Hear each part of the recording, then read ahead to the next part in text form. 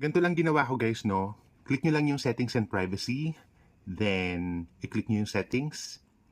Pagkatapos nyan, i-click nyo po yung personal and account information.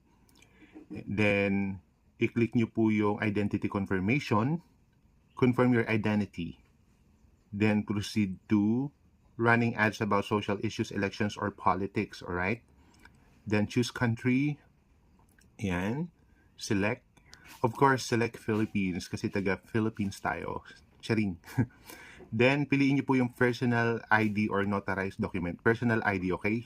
Continue to confirm your identity.